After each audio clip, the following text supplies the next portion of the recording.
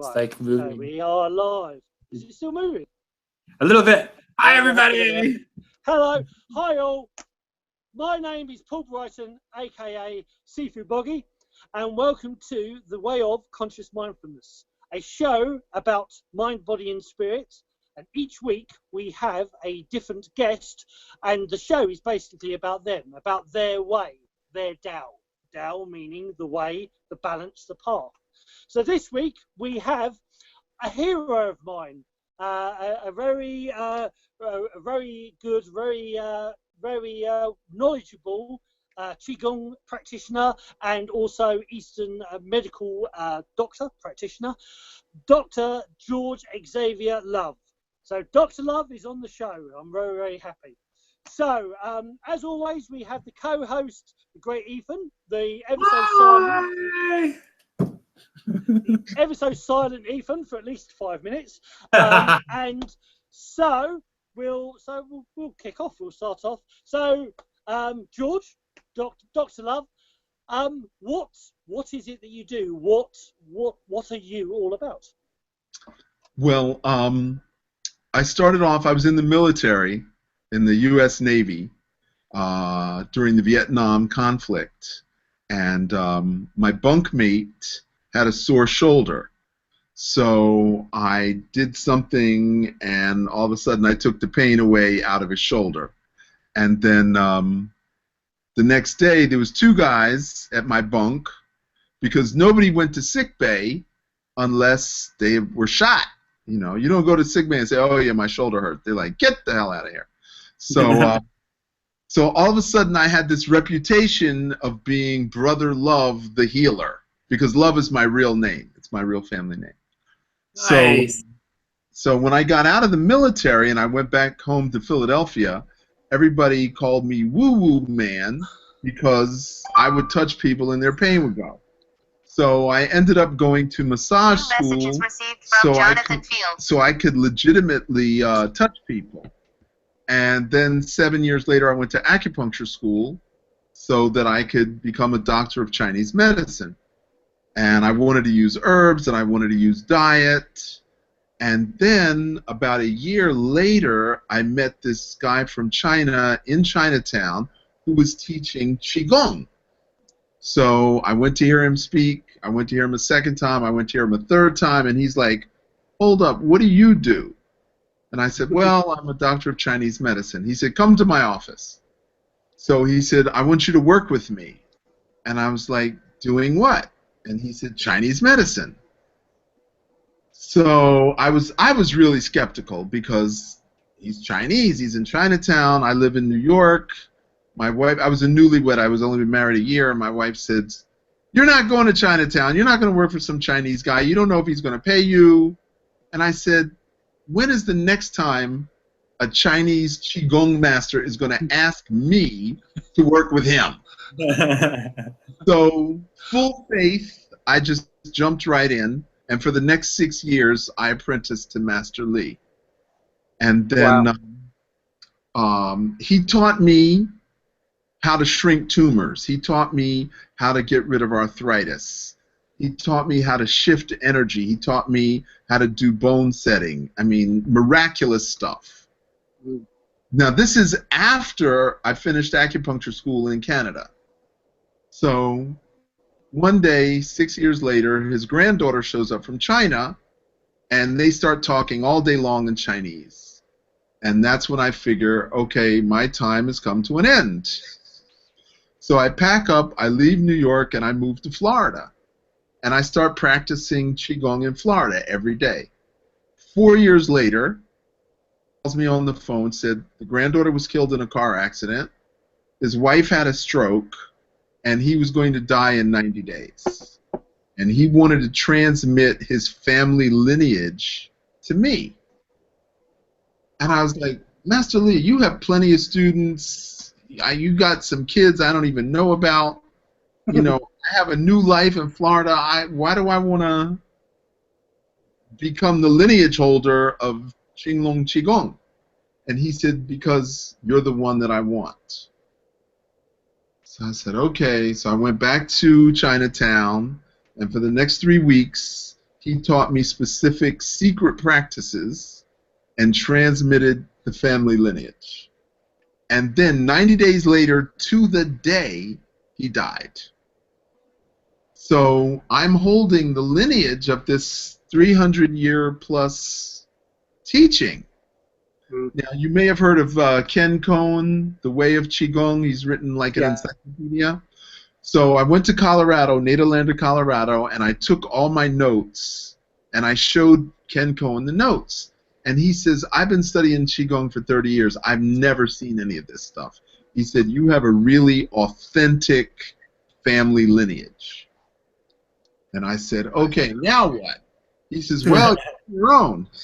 He said, you either teach it or it dies.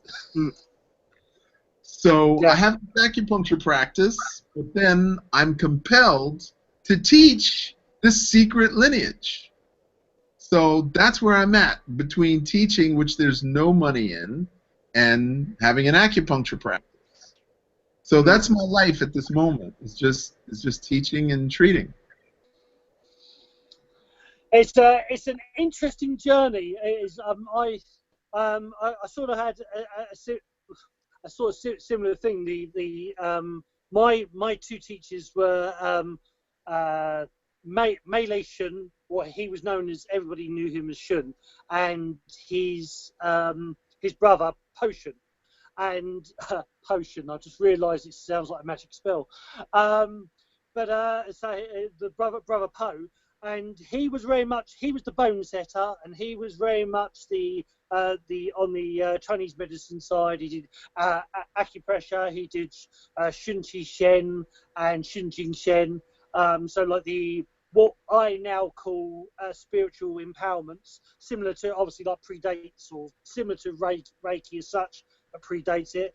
And then Mei Shun was more the statistician, and they both knew each other's arts, but they were like the yin and the yang of Tai Chi.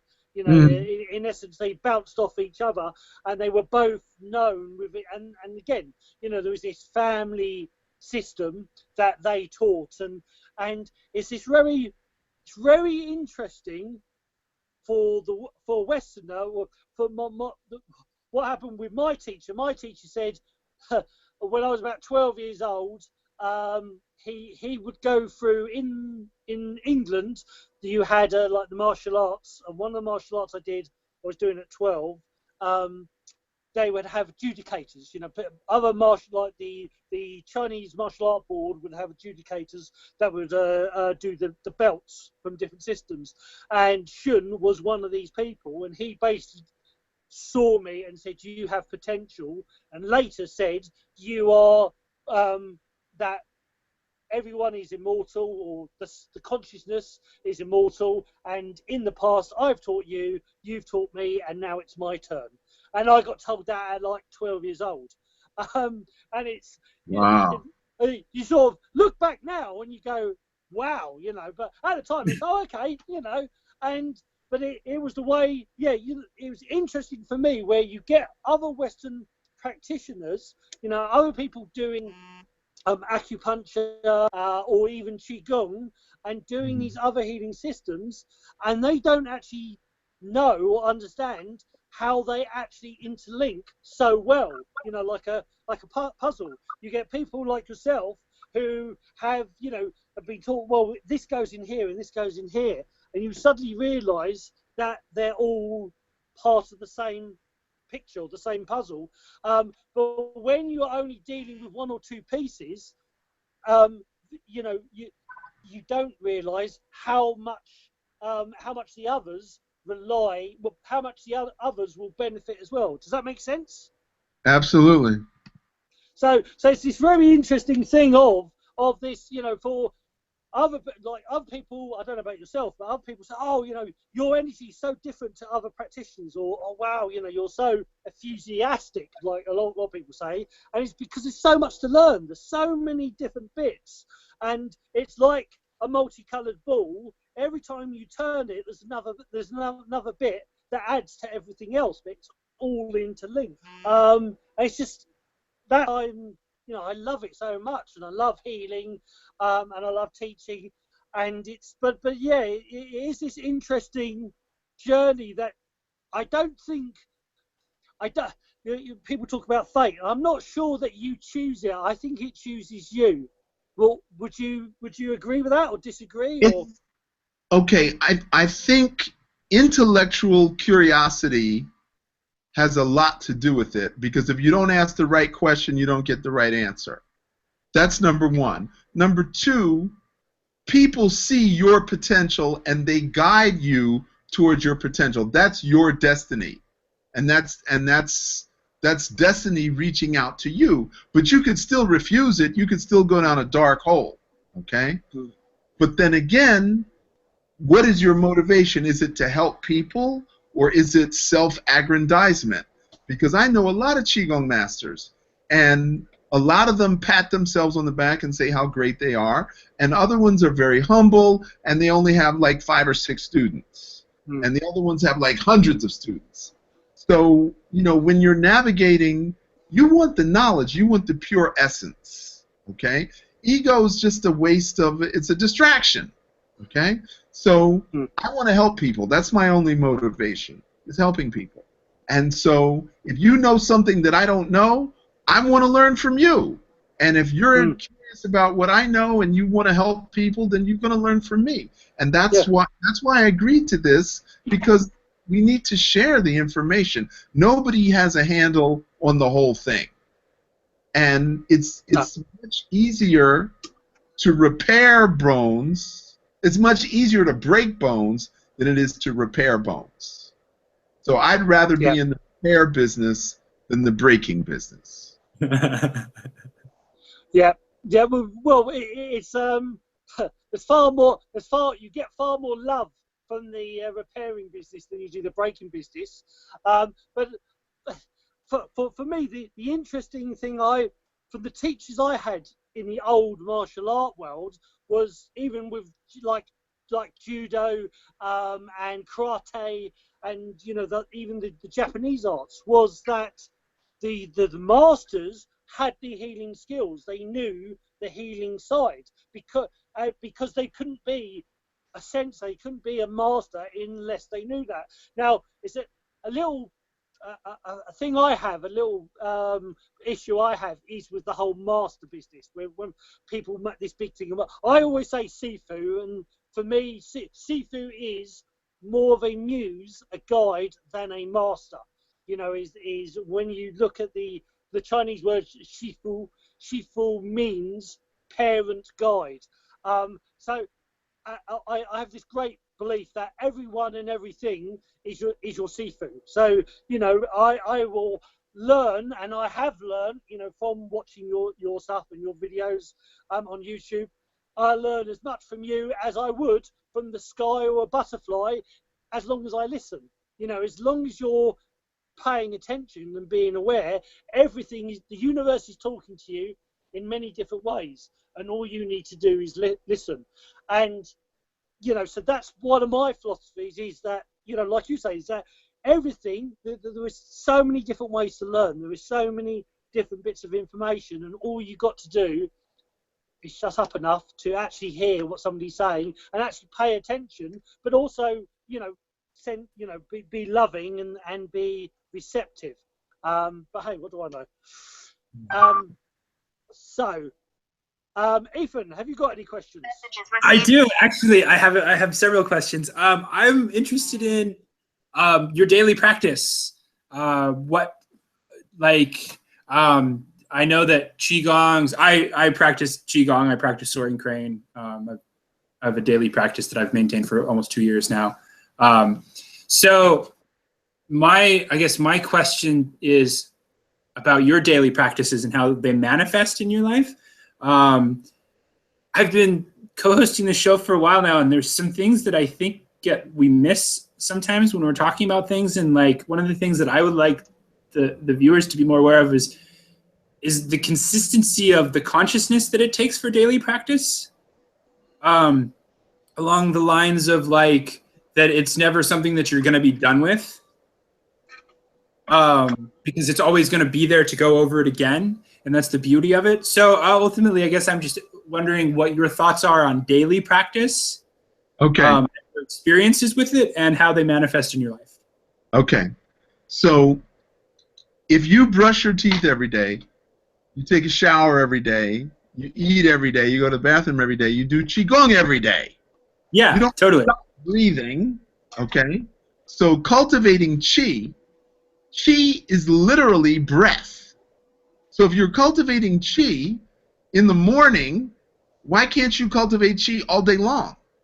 So when I'm in the grocery store, I'm moving Qi. When I'm standing in line at the bank, I'm moving Qi. When I'm stuck in traffic in my car, I'm doing the microcosmic orbit. I'm always moving Qi through my body. Now, I do a class every morning, 7:30, Monday through Friday. Saturday and Sunday, I have a private with my girlfriend, and it's just her and I. But I do Qigong 7 days a week. I do not skip a day of Qigong. Okay? Okay. We all watch the Olympics. Those people train 6, 7, 8 hours a day for years to get to the Olympics. Okay? My master was imprisoned for 8 years during the Cultural Revolution. He was beaten and tortured every day for 8 years. 80% of the people that went to prison with him died in prison. Why did he survive? Daily practice of Qigong. 8 to 10 hours a day of Qigong is what kept him alive. So how could I possibly do anything less than that? That's crazy. Okay? So you have to have a daily practice. So I do this morning class. For my patients, it's absolutely free. I don't charge. The evening classes, I charge. And I have 3 evening classes a week. And when they say, should I do more than 3 days a week? I said, absolutely. You should do it 7 days a week. Just because I'm not there with you, you got to do it. Now, I have 2 sets of students. One set comes once a week, one set comes twice a week. And they come when they can come. And I said, this is not the time to practice. When you're with me, you're not practicing. I'm teaching. You practice on your own. Nice. So I'm very specific, okay? So there's the meridians, which start on the surface and then penetrate to the organs. Then there's foods and herbs that penetrate the organs and rise to the surface. And then Qigong is everything in between. So Qigong is Chinese medicine. So my movement stimulates the meridian, which stimulates the organ, which stimulates the emotion. Okay? So muscles, meridians, organs, emotion. And all that is Qigong. Now, of course, there's martial Qigong, Tai Chi, Bagua, Xing Yi, Yichuan, Kung Fu, whatever. But then there's spiritual Qigong, where we connect to Source and we allow ourselves to be divinely guided. And then there's medical. So there's martial, spiritual, and medical. And if we're cultivating, if we're Taoists, and it's really hard to come up with a one sentence, but I say it's being in harmony with whatever you've co-created in your life, for lack of simplicity. So if you want to create harmony, then you have to be harmonious. That means you have to be humble. That means you have to cultivate the breath. You have to cultivate the posture. You have to meditate. You have to listen rather than talk. So if we are Taoists, then we have to constantly work medical, spiritual, martial, constantly, constantly, constantly. And it never stops. It never ends. I love you, Dr. Love. You are awesome. I say it in a different way, but you know, yeah, is you when certain people I know who do Tai Chi or with Qigong, is your aim, your ultimate aim, everything you do Qigong will make everything you do Tai Chi. So you know, yeah. So rather than you go and do Tai Chi is that everything you do is Tai Chi, or everything you do is Qigong. Everything you do is the Tao. And then you're always, if you can do that, as you say, very poetically, you will always cultivate Qi, because that's the ultimate aim, is to be always cultivating energy rather than losing energy or giving energy away. So it is making. I don't know about you, but this is it's that interesting one where I have said before in my own classes in the past. I've said that you're not here to practice, you're here to learn in the class. You go home and practice, but is that I will teach you more, and I can teach 100 different exercises, but then if you can learn one and master one, that could set you up for life. Exactly. But it's this whole thing of it's a slightly different subject, but it's this whole thing of like sometimes I do in some of, not these videos, but in one of my podcasts, I do these funny faces. There's an app you can have for your phone, and I have a funny face, like the face of a fox or the face of a panda, and I go, "Hello, Kung Fu Panda here," and people say, "Oh, you're taking away from the seriousness of Tai Chi or Taoism," and say, "Yeah, but you're missing the point. The whole point of all of this is it's meant to be fun. You're meant to be, Taoism is about being a child, but taking responsibility. So you play with the energy, you play with things, you have fun in your life, but you take responsibility. When you're ill or you start getting a cold, okay, right, what do I need to change? Because I'm obviously doing something out of balance. Out of balance, exactly. Mm-hmm. And it's this interesting thing. It's like I've been to, many times been to China, and one of the things, like with the whole thing of the barefoot doctors and the dragon dog shaman, were that they would go from village to village looking after people, and the fact was that the village would look after the doctor, look after the shaman while they were healthy. If that person became ill, then the doctor, in essence, wasn't doing their job. But also at the same time is that if you weren't listening to the doctor, if you didn't do what he told you to do or advised you to do, then you would get ill because you're going out of balance. So the whole thing, the Tao means balance, or one of the many versions, and it's all about balancing on a moment.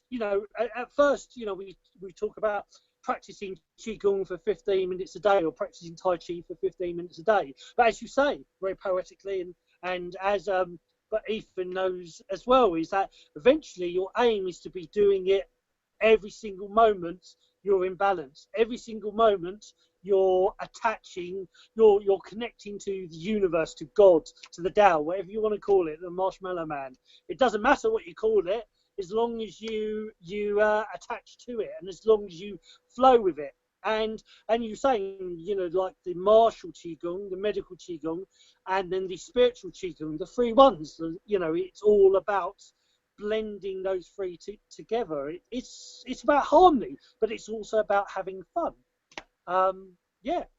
So my Qigong teacher always really stressed about having a slight smile on your face and how important that is. And I've thought about it too. You think about the different forms of exercise. You ever seen somebody on a long distance run, and they just have this agonized look on their face? Somebody who's run more than like 3 miles or so. They just have this awful agonized look on their face because their Qi's all depleted, because they've used it. They're, well, not all depleted, but they've used a bunch of it up. But it's so refreshing when you have that slight smile on your face when you're doing Qigong. I've experimented with having the smile and not having the smile, and how it affects my mood while I'm doing my form. And it's such a profound difference to experience to experience everything with that. Like, it's like having a veneer of happiness smoothed over the world. When you can experience everything through that veneer of happiness, it makes the world such a brighter place, because then the world smiles back at you. Right. Like if you smile at people, because I've always been, I don't look that abnormal right now, but I'm homeschooled. I was dyslexic and autistic, and my mom kind of let me dress how I wanted to and look how I wanted to. So I've always been the odd man out visually. And what a smile can do to people's consciousness, how a smile can break through that stone layer that people have cast over their consciousness. And like I really notice it especially when I go into big cities, because I live in a small town. You go into a big city and people are locked in this stone of sorrow and preconceived concepts, and then you kind of poke them a little bit with a smile, and that stone slides off their face for a moment, and they smile, and they have a real interaction with you. And then comes, of course, for me, the great depressing moment when the stone comes back onto their face, and then they keep going. But just the difference that a smile can make, and the power of a smile is definitely a profound and amazing thing. And the ramifications that it can have throughout life and throughout existence, and how we all relate to each other, I think there's a lot of deeper magic there that people miss a lot of times. Absolutely. So the inner smile or the half smile is definitely a prerequisite for creating true happiness. Absolutely. I absolutely agree. It's like it's setting yourself up to win. Exactly. You know, there's that saying about, there is no good luck or bad luck, is just forethought and preparation, or not enough forethought and not enough preparation. So I'm slightly misquoting, but something to that effect. You know, it's like I used to be I'll use an example from my own life. I used to be one of those people that didn't plan ahead far enough with food and water. So I'd end up hungry partway through the day, or I'd skip breakfast or something, and it would just make me miserable. Exactly. But you could make the argument that was bad luck. Well, that's not really bad luck. That was me not considering my body's needs that I know my body's going to have, and being fully loving my body. Because from my perspective, and this is just my perspective, if you're not giving your body all the food that it needs, you're withholding love from yourself. If you're not giving your body the movement that it needs, there's a holistic healer named Paul Chek, who I'm a really big fan of, and he has it broken down into the 4 doctors. There's Dr. Movement, Dr. Happiness, Dr. Quiet, and Dr. Diet. So if your 4 doctors are in balance, then you will never need to go and see an actual doctor because of those, as long as you can balance those 4 things. So are you using movement in a healthy way? Are you doing, are you a power lifter who just lifts ridiculous amounts of weight and doesn't do any stretching and doesn't do any meridian activation or anything like that? Or are you the flip side of that? Like, I studied martial arts. And the martial arts that I studied, part of the lineage goes back to the Shaolin Temple. And that connects to the story of Bodhidharma, and how Bodhidharma brought the 18 hands of Lohan from India into China and took it to the king of China. And the king of China was like, I don't need this. And then he went and found the Shaolin monks, and the Shaolin monks were all very, very intellectual, but their bodies were in such a bad state because they weren't balanced, because they were all up in their head and not dispersed enough. So you see this general motif, and so if you can try, ultimately, I guess what I'm trying to say is, if you can understand the more subtle balances of how to really love yourself, then it lets you have more love for the world. Because I'm a big believer that if you don't have 100% relationship with yourself, it's impossible to fully be present for the 50% of any relationship that you are responsible for. Because we all have 50% of a responsibility for any relationship, no matter what that relationship is. So if we're not healthy, because I think back to when I used to eat food that was my body didn't like, and I used to have a lot more stinking thinking and stuff like that. It was much harder to be compassionate and to relate to people on a heart level and a love level when I was withholding that love from myself, when I was hiding from my own emotions by using sugar as a drug, or eating junk food or something like that. When you start to clear the vessel out, you become so much more capable of receiving love, and then turning around and giving that love out in the world, because you're not holding the love back from yourself. Like, one of my favorite examples is body posture. You see the people who stand with their arms crossed because they're covering their heart chakra. So that I've been in conversations with people where I'll actually reach out to people and push their arm and touch their arms. Not push them down, but just, kind of touch their arms, and they're like, why are you doing this? Oh, you have your arms crossed. So to me, your heart chakra is closed. Blocked your heart, exactly. Yeah, totally. So that love that can be, see, Boggy, I got going. It took me a few minutes. Yeah, well, it was going to happen sooner or later.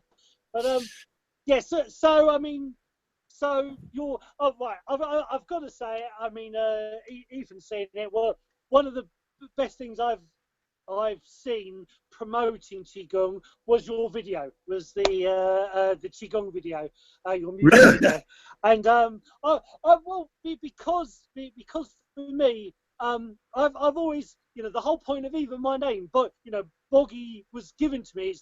It's Korean for the balance between chaos and calmness, but it makes people smile. It makes people, you know, it's and my aim is always, yes, I'm passionate about Qigong and healing and everything, but at the same time, I want to make people smile, and from helping them smile, not making them smile, but from encouraging them to smile, they then will learn more and they'll find that fun, because one of the important lessons for me in Taoism was this whole thing of childlike on one side and responsibility on the other. So your Qigong video, this is why, you know, the Qigong video, your music video, was awesome, because it would tune into certain people, and certain people were, you know, the whole rap and the whole dance. They go, oh, what's this?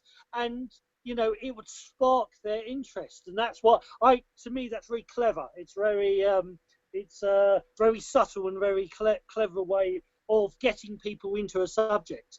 You know, well, what inspired you to do that, if I may ask?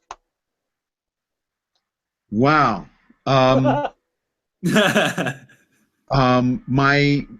My cousin, I have two girl cousins. They're both born within a couple of months of me. One's on my dad's side, one's on my mom's side. They both got uterine cancer, and they both died in less than a year. Oh, I'm sorry. And I was young. I was 35, 36. So they were the same age as me. And they died. And there was nothing. I felt helpless that they had uterine cancer and I could not help them.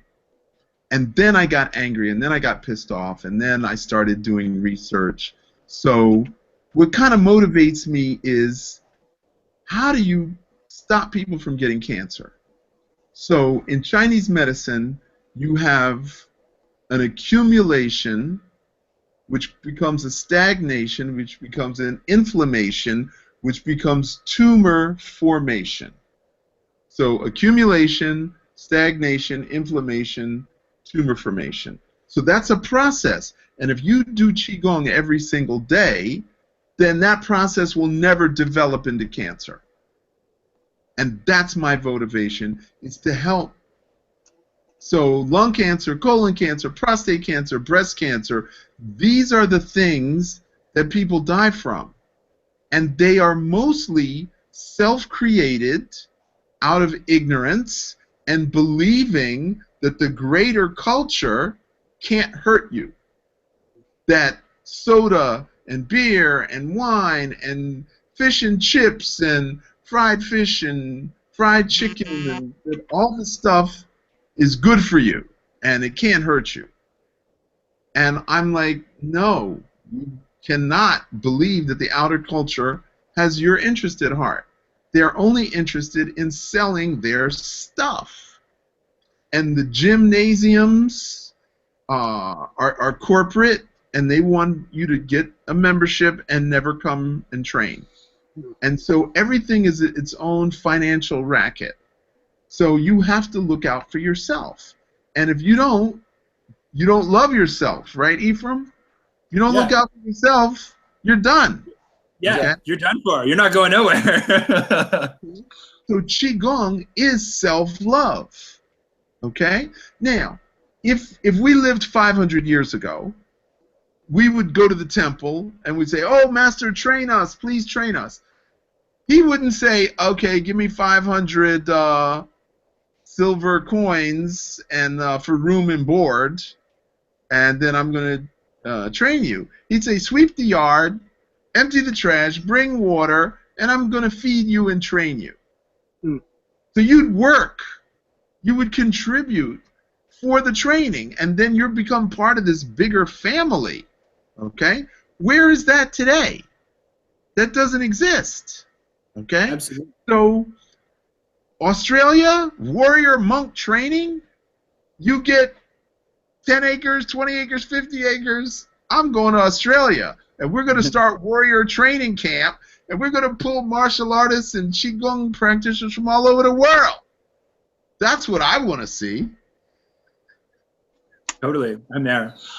I love that idea. I'm up for it, Dr. Love. I'm with you. So, but yeah, it's this. I don't know about in the States, but in England, when there's there's a poem I was taught, and the poem was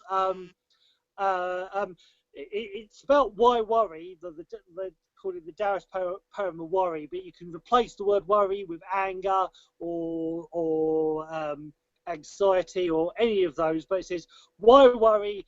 Worry turns into stress. Stress turns into tension. Tension turns into illness, and illness eventually turns into death. So why worry? Because it will kill you. Because, as you said, the domino effect is that what people don't understand. And now, as a child, as a child, I used to. My daughter's very similar to me. I would worry about upsetting people and saying the wrong thing. And I grew at the first, because I started doing Qigong when I was about 11, 12. And around 13, 14, I was getting mouth ulcers, especially in the summer.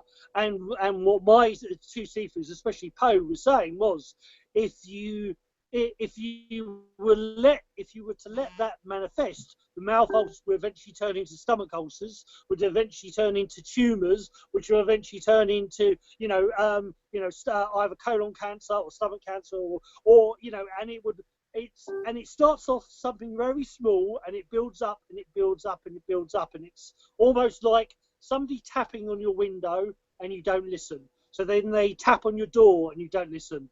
Then they knock on your door and you don't listen. Then they ring the doorbell and you don't listen. And the universe, if you haven't listened to all of them, they then get a car and drive it through your front door.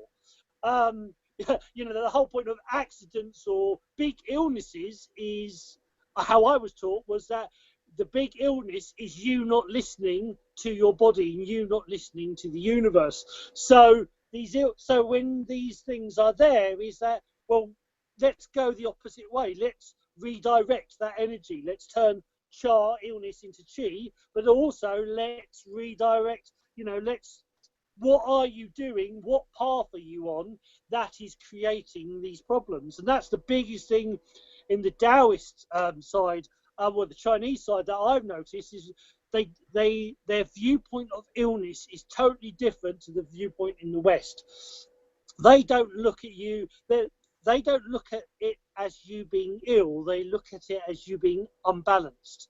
You're out of balance. So the first thing they focus on is getting you back into balance. And so, as you've beautifully said, the whole point of Qigong is to keep you in balance, is to keep you in the right flow. And that's the whole point. And I think that's, I very much say, is one of my goals.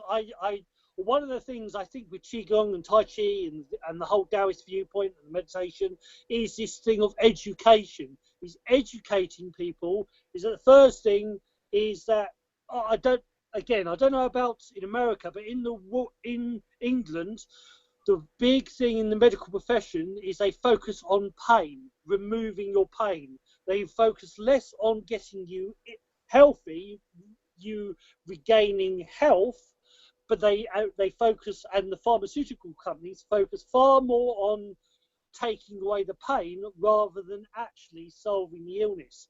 And well, then you're not going to make any money if you solve the problem. If you treat the symptoms, then the symptoms will remanifest themselves, and then you can charge them another however much it costs for whatever pill you're giving them. And I mean, it's like more people are becoming health conscious in America. So what does America do? America makes it so everybody has to have health insurance. You get fined on your taxes if you don't have health insurance. And I mean, I think for me, I think this is very much with you, George, as well. And it's more about educating people. You know, like people are so. There are with conspiracy theories. There's plenty of things to be scared about. There's plenty of things to hate, or you know, you can hate this person, or hate this. You know, you can hate the pharmaceutical company. You can hate this. You can hate Monsanto. There's all these things to hate. But it's love you need to focus on. It's actually focusing on the love and focusing on what you can do to change things, rather than worrying about the things you can't change. Does that make sense? Yep. Yeah, there's no worrying about stuff that you have no control over. That also has to do with mind control too, because if you look at mind control is scaring the crap out of someone and then giving them a really, really simple, easy solution so they can solve their problem. That's why that's why Western medicine works so good, because they wait until people are in agony, in pain. And I mean, I think we've all been there. When you're in pain and in agony, your morals start going down the tubes. You'll do things that just to get that pain to end, if that pain is severe enough. If you're in enough fear, if you're in enough agony, you'll do whatever it takes to end that pain. So all it takes is someone offering you a quick, easy, simple, safe solution, and you've got mind control on a certain level. You know, you take a populace. You don't teach the populace how to feed itself. You don't teach it how to take care of itself, to recognize what its needs are, to plan ahead. You know, we're not a culture that plans ahead. So how are you going to save yourself from that? Well, you're hungry. You're scared, you're not sure what to eat, there's a McDonald's. It's fast, it's convenient, and it tastes good. So it meets all of your immediate needs, but it's a form of mind control because it's not creating knowledge, it's not creating an expansive nature. And that's something that I try to do when I try and share information with people, because I've had health problems that I've cured through diet.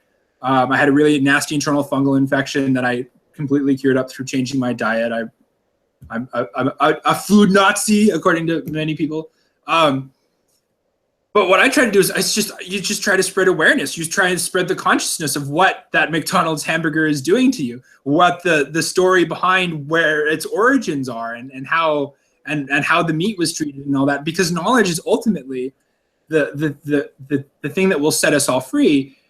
And what they're doing now is now that, you know, it used to be so. In the old days, like the Romans were really good at this. They cover all of the fields when they take a place over. They cover all of the fields with salt, so that way nothing grows, and they destroy the library, so that way there's no food and there's no knowledge. Well, now we have the internet, which gives us access to a world of knowledge. So how do you combat that for keeping people uninformed? You overload them with information. You overload them with choices. You know, I'm 30. I just turned 30. When I was a kid, the chip aisle at Safeway or any store was microscopic compared to what it is now. The number of choices that you have when it comes to deciding what kind of chips you want to buy is huge. So if you spend all your time thinking about what kind of chips you want to buy, what kind of ice cream you want to buy, that doesn't leave a lot of mental faculties left for deciding where you want your money to go, who you want to vote for, what your beliefs are. And you see the same thing with TV. They're upping the stakes. They have to keep upping the stakes. If you watch shows from like the early 90s, I don't know as much about Britcoms, but I definitely watched it in television. Watch shows from the early 90s and then watch it around the time the internet comes around. You'll see the style of humor start to change. It goes a lot more from they'll imply that something stressful is going to happen and they make a joke about it, to showing you that it's happening and dragging it on and making it more painful because they've got to up the dose. Like another great example is King Kong. When King Kong came out, the original clay animation King Kong, the Harryhausen, people were terrified of King Kong.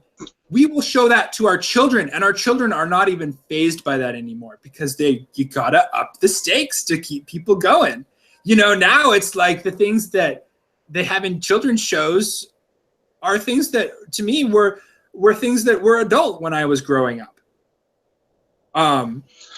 So you see that continual having to up the dosage, you know, to keep the populace from waking up. So caffeine. So coffee went from 250 milligrams to 375 milligrams per serving. The nicotine content of cigarettes has increased 50% in 10 years. Wow, I didn't know that.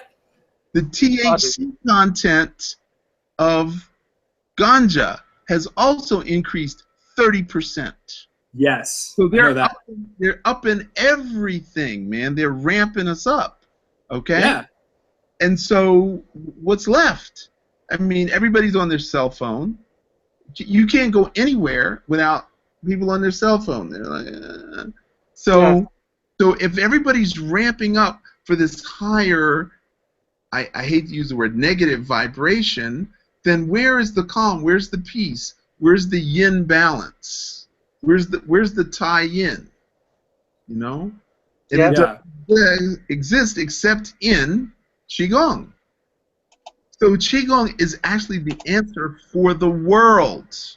Totally. You have to say it 57 ways from Sunday that if we don't get everybody doing Qigong, the world is going down.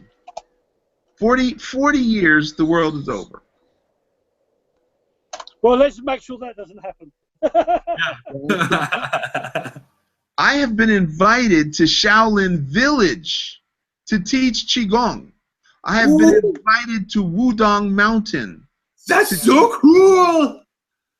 Okay? Congratulations. I heard that. And that's just because from the music video. Yeah. So the Chinese, they saw that music video and they're like, we need to learn how to do that. Can you come and visit? So yeah, that's always well, I take it I know you've had that. Is that's a really weird one when you have I don't mean to sound like a stereotypical, but when you have somebody who's Chinese and they're asking you to teach them Qigong, which is something of their culture, it's like, you know, that was a big.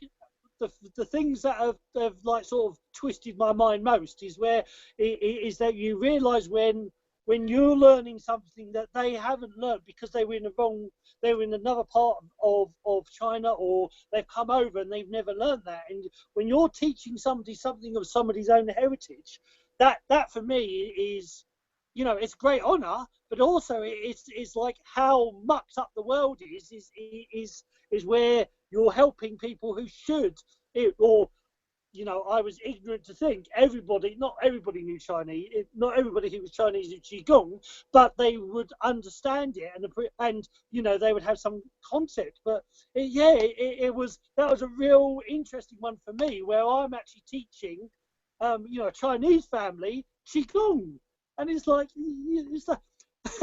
I hope it doesn't sound, you know, but you know, that meaning in a bad way, but I just found it really curious, really interesting how you know, is that there's just so many people out there who want to learn, and then how things flip in a circle, that you end up is there, you know, that information that you were taught hasn't actually gone back to, you know, its original place. You know, the Wudang Mountain has missed the certain things that they've lost, and they need, you know, they're asking you because you've got it, you know it, and that's why I love that video. You know, that video, I love innuendos. I love, you know, I love humour where, or I love films where there's lots of, like, you know, not secret information as such, but when you say something, if you're in the know, you get what that's saying. And for me, the Qigong video is like that, is that the more you start learning, is, that's what he's talking about. That's what, and, you know, that for me is that's why I loved that video, because for people who just saw this guy doing like rap, that you know, that appeased them. They loved that. People who knew a bit about martial arts, that appeased them. People who understood about Qigong, it appeased them. And then it was like, you know, it's just, there's different layers upon layers. And yeah, it was a video that's, you know, gone all the way to China. I mean, you know, that, how cool is that? You know, something that you create vibrates around the world enough to get response. I mean, that for me, that's what it's all about, you know. And like I say, that's why I've always had great respect for you, and ever since I first saw the video, you know, it's that was awesome. And one of the things when I said I was going to do this show was I've got to see if I can get Dr. Love on here. I've got to get the mighty George Xavier Love on the show. And so I'm happy now. Ethan, that's the last show. No more shows. We've got Dr. Love on here. That's it. It's over. Life is complete. So, but no, it's a great honour and pleasure to have you on here, my friend. Thank you. I wanted to say I really enjoy the combination of sacred play. I'm a big fan of sacred play. I think sacred play is missing wholeheartedly. Sacred play and sacred violence are wholeheartedly missing from most spiritual practices that I observe. In my own opinion, it's my opinion. And I was really happy to see it. It definitely had that very much spark of sacred play to it, which I think is a lot is really missing in the spiritual community. You know, it's like the people who. Okay, well, from my experience, I see a lot of. There's this human characteristic that I know we've all observed, and that's where people don't necessarily do things because they feel drawn to do them. They're doing it because they're running away from something else. So you see people who aren't okay with violence, who aren't okay with being silly and playful in the spiritual community because of the place that violence has for so many people. I personally feel that violence has a place. You look at animals, you look at the rutting stags who fight over the females, you look at the survival game between the lion and the lamb, metaphorically, and you see this very sacred violence that has a place. And to me, it's actually a form of compassion because, you know, in our world today, like you see people who have very old and sick animals who are suffering. These animals are suffering. These animals, if they were left to their natural environment, wouldn't be suffering. It's because people are holding on to the concept of this animal, this love, that this animal is being forced to suffer. Mother Nature doesn't do that to her animals. When an animal becomes too sick or too old, her version of compassion is violence. Now, whatever we tell ourselves that story about that violence is whatever it is. But to me, at the end of the day, if we're going to take as Taoist of a perspective as we can, that violence is sacred. There's a sacredness to that violence. So I see this a lot in people who are vegetarians and who are vegans. I wholeheartedly agree. If you reach a point in your consciousness where your body doesn't feel like it wants to eat meat anymore, I support you 100%. Please be a vegetarian, be a vegan. But if you're not eating animals because of a concept that you have about eating animals being wrong or something that doesn't directly connect to your body and your body's communicating to your needs, to me, that's a dogma that's going to get in your way. Because I know a lot of really sick vegans who are all about, you know, holding up the animal, but they're denying themselves love in exchange for a concept. You know, they're not eating meat because not because they don't feel like their body is craving meat, but because they have a mental construct against it. And the same with sacred play. You see all of these spiritual people. Yes, you do need to be very serious and spiritual at times, but at times you need to run around like a fool and act like a fool and scream and do whatever your body feels like doing and have that sacred play and have that sacred fun. And so I really feel like with most things in life, I'm kind of the odd man out here.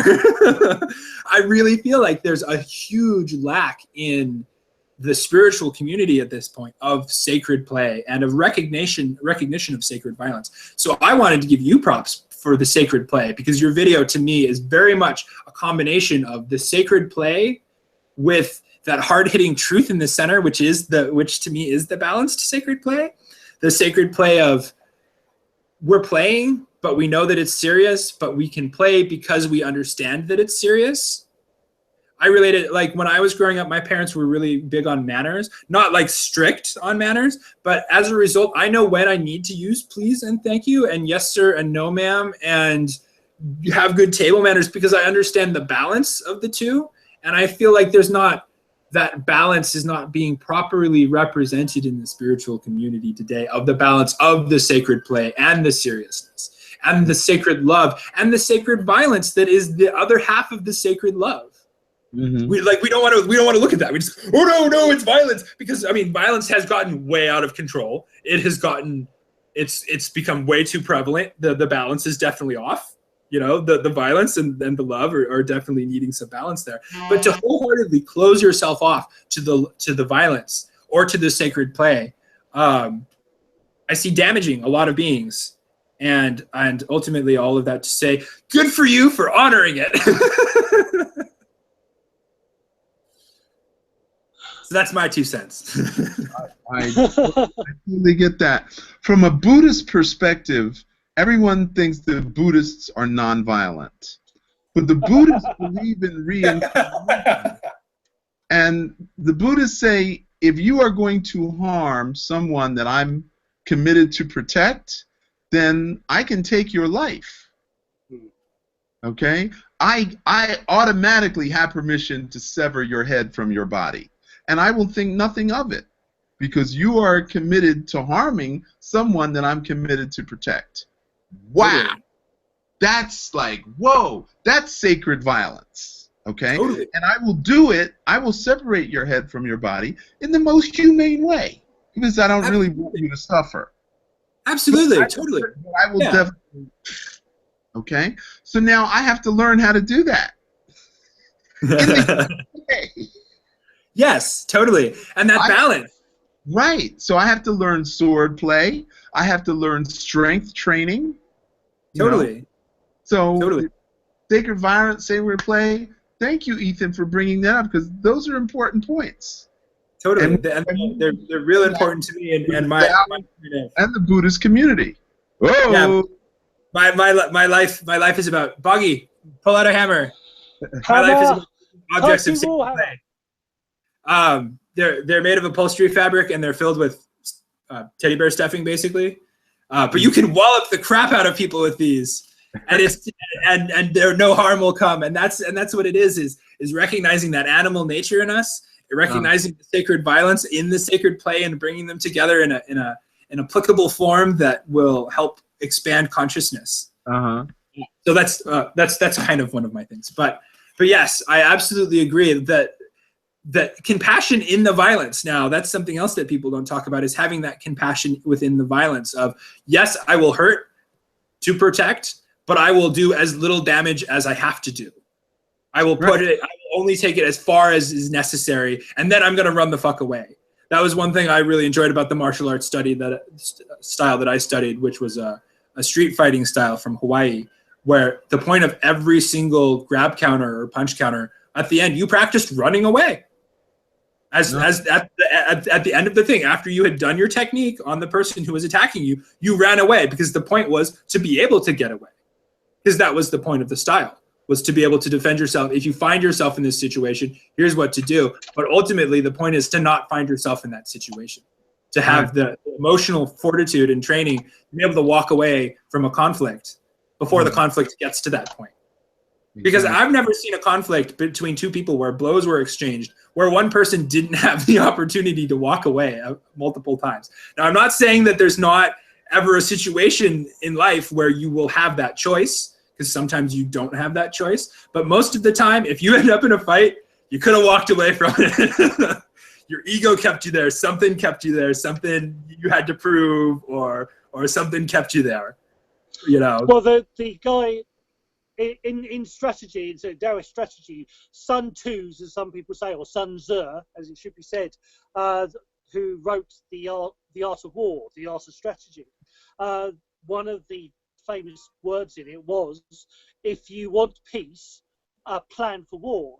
And the whole point of, like, within the three M's, the three M's of Qigong and Taoism, which is martial, medical, and meditational. Martial is people hear the word martial arts, and I think in the West we misunderstand it. We hear martial, we think of fighting, but it's martial art. The martial is the strategy side. You prepare for war, you get yourself fit and healthy. But if you're fit, then therefore you're healthy and you will thrive. But if you had to fight, then you can. But the aim, like the whole, Shaolin principle, the whole Buddhist, a lot of people, I think a lot of people don't realise that Shaolin monks are Buddhists. And the whole point is there is this balance between if they have to fight, they know how to look after themselves and they protect. But they learn to fight to maintain peace. They learn to fight to create harmony, to create balance within their society. And so in peacetime, fighting becomes fitness. So peacetime, so Shaolin martial arts and the Tai Chi and the Kung Fu and the Qigongs. In peacetime, it's all about fitness. In wartime, it would be about martial applications. And then the art strategy in peacetime, it's about, making your business thrive, making your village thrive through strategies of learning how to improve your business, your business, or learning how to improve the market side of the village. In wartime, it's martial applications, and there's this whole flip. So, even massage, acupressure, the acupuncture and acupressure in peacetime is all about the healing, and in wartime, it's then demark, it's the death touch, it's the nerve strikes, and there is this yin and the yang. But the idea is by and the whole thing of sacred fighting or sacred violence, sacred play, on that is, if you're doing that sort of training, if you're having opportunities to have fun, the whole idea in essence, what became sport, the modern day sports, if you go and can be in a gentle way, be violent and let some of that char out, some of that aggression, then you won't let it build up and you won't end up hitting somebody, because you lost your temper, or having road rage or anything else. Because if you're finding ways to diminish that char, that negative energy, that frustration, then you'll always stay in balance. So, the whole point, and Qigong, for me, Qigong does that, but also, Ethan knows, or knows of, I'm an avid ice skater, roller skater, and I will go and do jumps and spins and jump into the barrier and do crazy skating stunts. And when I'm skating, everybody knows Boggy is this wild, crazy person. But the whole point is that when I go back to Tai Chi or Qigong or meditation, it allows me to be calm and it allows me to flow. And for me, it's the yin and the yang. Bo-gi is the balance between chaos and calmness. Is that there's a chaotic side that needs to be expressed and there's a calm side that needs to be expressed. And it's the balance between the two. And I think that's, for me, the education of Qigong and Tai Chi, and knowing about food, knowing about, when you're ill because you're out of balance. So find your balance, seek your balance. It all, for me, is education and balance. Learning how to balance and learning about illness and finding the Tai Chi, finding your own Tai Chi. Totally. I have something I want to add really quick, and then it looks like we're all running out of time, so we'll probably have to go fairly soon. The thing that I wanted to add is about the difference between resolving conflict, like walking away from conflict and being a victim, and how the Shaolin are very much in attunement with this, and a lot of other people are, about how if you allow someone to be violent to you without taking steps to prevent it from happening or happening again, or trying to remove yourself from that situation, you are turning yourself into a victim. And the victim, even Gandhi talks about using violence to resist being a victim. There's a huge difference between allowing something to happen to you and not having a choice that something's happening to you. There's a Buddhist form of martial arts, I'm not sure what it's called, Boggy might know this, where the whole theory of the form is to stay behind your opponent, and if you hurt your opponent, it's considered to be a fail in the system. But the whole point is that the opponent cannot hit you because they cannot get to you. So even within that deep form of love and not wanting to hurt another being, you still got to take care of yourself. You still got to stand up for yourself. You still got to stand up, because otherwise you're just going to be a victim. And if you're a victim, then that is handing your personal power away to somebody else, which is giving them more power than they need to have, or probably know what to do with, which is just going to lead to more problems in the world. Because I know a lot of pacifists who say, oh, if somebody ever came and tried to attack me, I would just let them hurt me. And that is a very, very, to me, a very dangerous and very damaging concept to spread with the world. Because no, that is not really optimal. You need to defend yourself. You need to take care of yourself. You need to make your boundaries clear and stand up for your boundaries. Now, doing that in a nonviolent way is ultimately the ideal. But not being a victim, I would have to say, is kind of takes the cake there in my perspective. Do what you got to do to not be a victim, to stand up for yourself, to stand strong, to hold your boundaries, to hold your energetic field against the people who are coming against you. But doing it in a loving and compassionate way. There's Buddhists who I've heard many stories about them trying to love the people who are torturing them. Stories about during the Cultural Revolution and that sort of thing. Holding love for the people who are in fact torturing them, because they recognize that to be able to torture someone, you yourself have to be in a tortured emotional state. Exactly. But the point is that they're still holding on to their personal power. They're not giving their power away. They are not becoming the victim. They are holding their power, and they are choosing to experience love and compassion, not being forced to experience love and compassion. So they're holding on to their personal power. So it's the choice that they're making. So ultimately it is coming from their place of power and not giving their power away to somebody else. Right. And I'll stop talking. And I think this is an important point, and there should be another conversation, another radio show about violence versus nonviolence as a means for social change. I absolutely agree. I would love to have this conversation. Let's do it. Yeah. Let's do it. George, you've just opened yourself up for another show. It's your fault, remember? Oh. But yeah, we'll set that up. Me and my big mouth. Set that one up. So, Ethan, where do you live? I live in Oregon. I live on the Oregon coast. And Bob, where do you live? I live in London, UK. I'm a UK man. I may not sound like it, but yeah, I'm from England. I have no idea why I thought you were from Australia. Okay, so I say no worries a lot. I'm actually technically I'm half Irish, which is near England, half Russian, and I was born in, which will mean nothing to you, well, apart from Ethan. I was born in Whitechapel Hospital, which in London is East End of London. So technically, I'm half Irish, half Russian Cockney. So I'm a bit of a mixture. But okay. yeah, but I'm not Australian, no. Okay. Sorry, mate.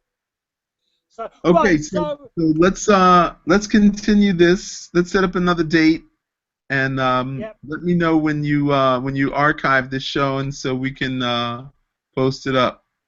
Yeah, I'll make some teasers for it, and I will edit this live version will be here, and then when I say edit it, I do create a version where I put intro and outros on it. So yeah, we'll mix it up a bit. So we will definitely do another show.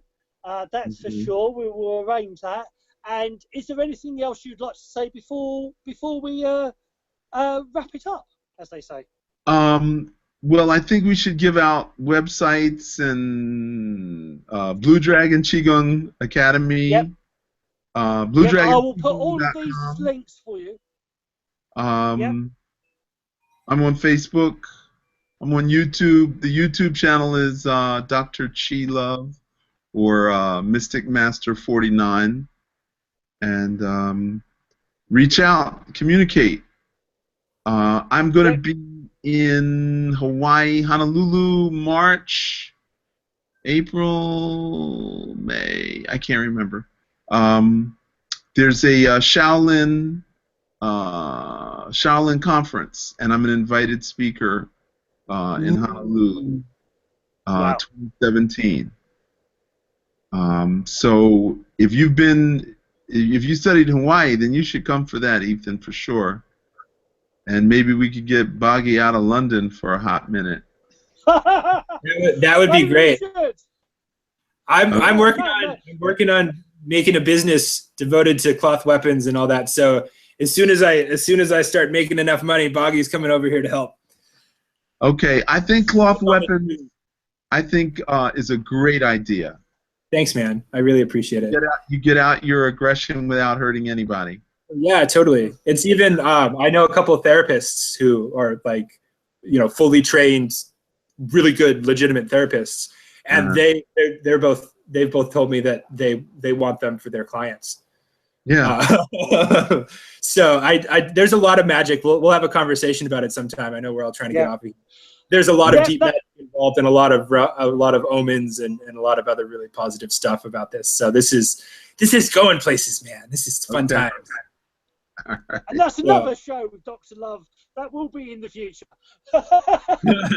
Okay, right. Well, so guys, audience, I hope you enjoyed it. I will put all the links to Dr. Love's websites on the videos, and when I post this onto Facebook, I will put them on there as well. I am really looking forward to the next show that we will have in Dr. Love in the near future, when we talk about violence, or the understanding of violence, sacred love and sacred violence. That's another show for another time. This is Paul Brighton, aka Seafood Boggy. You've also had the great co of Ethan Collins, the mighty Q, as I call him, and of course the great, the fantastic, the glorious Dr. George Xavier Love. So for now, take care. Love, Chin Chen from Seafood Boggy and everybody else. Okay. Bye. Love.